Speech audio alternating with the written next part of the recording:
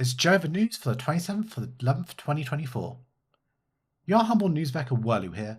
With such a long and exciting week ahead, I hope you're ready for your Aeterna updates. Another weekend comes, and with it, a new mayor! Everyone give a hearty congratulations to Aeterna, one of the co-leaders of the Norsemen. When asked for comment, she has this to say. Citizens of Joeva, your current mayor Aeterna speaking. Thank you very much for the trust you've put into me with your vote this past weekend. Oh, fancy words are difficult, sorry. But we have a lot of stuff to do to make the other nodes admire us. With good food and mostly cruelty-free produce, as well as the best hunting and animal husbandry experts around, together we will make sure no one ever forgets Joeva. Not very certain words from our new mayor. I don't quite know what her intentions are, except making sure we have a glorious display of animals, whether on the dinner table or working for us. At the very least, we shall have the most impressive bestiary from her term. She continues on to then say, Oh, and also thanks to Verdana, and I promise you'll get Furo back. It's just a work arrangement, nothing more. This newsvec doesn't quite know what or who Fuhua is, but it appears to be some kind of blackmail against Verdana. A lover, perhaps? It seems Aeterna plays dirty. Regardless of the Fuhua matter, I look forward to what Aeterna is bringing to our city. However, moments before our new mayor was voted in, we got a citywide announcement. Verdana announced that apparently the very joint collaboration of himself and Aeterna had heard pleas for help from Halcyon. I had reported before, dear listener, about the show that had been happening over in Halcyon between Valhalla and Aeternum Ignis, so suddenly hearing Halcyon wanting assistance comes as quite a shock. One must wonder if this reasoning was more for selling the idea of war to the peace-loving populace of Joeva than an actual cry for help. Apparently they claim the mayorship was forced upon the city, but from what I hear, there's quite a democratic election at play. Very interesting.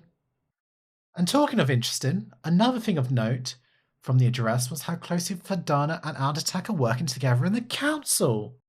It makes this news provider wonder how this ties in with Fuhua and what they're really doing together. You may have heard already, but the hours which we are allowed to be active has been prolonged. No longer are we bound to this week just being chores stuck at home, but instead we can free roam and do as we please.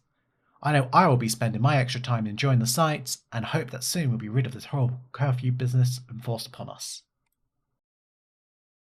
Crocodile riders? Yes, my humble listeners, you heard that right. We have news that coming from our own Joeva, a citizen by the name of Tallulah has been sighted on the back of a crocodile. How shocking! To see such a beast tamed is a marvel to behold. It seems, continuing on bestiary theme from earlier, Tallulah does not fail to impress.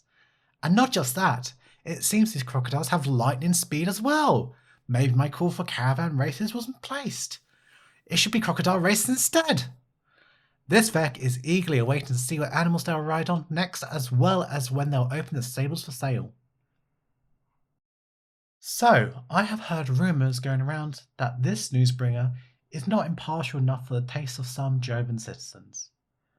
On the matter of impartiality, however, I must bring attention that I never once claimed the news I bring is impartial, for you see, I am partial to the truth, and won't hide or embellish news just to show some measure of balance. If the citizens of Joeva want to get their own words out, there's always room on my papers for stories worth telling, adverts for wares most fancy, and opinions most intriguing. And finally, our guild segment. Today I'm talking to an officer of the Council Guild Storm. Their name? Sato. I asked Sato to give me the lowdown on Storm. He tells me, we're a German guild, we're all connected, friends, couples and so on. I feel like I'm going on fun adventures with my friends and somehow finding more friends along the way. This Vec sheds a tear at this. Nothing gets you more into the romance of adventure than being with your closest pals. When I asked for Sato's favourite moments, they claim to fame of having an Aeterna first. He says it was awesome when we founded the guild. I think we were the first guild. Those first 2 hours, people just talking to us, wanting to come along, and then seeing Joeva progress.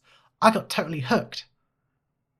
Well, to me it seems we're getting a little history lesson with Joeva today, as well as the guild storm. And finally, his personal goal. He tells me, I set myself little goals, like craft that thing, reach this milestone, etc.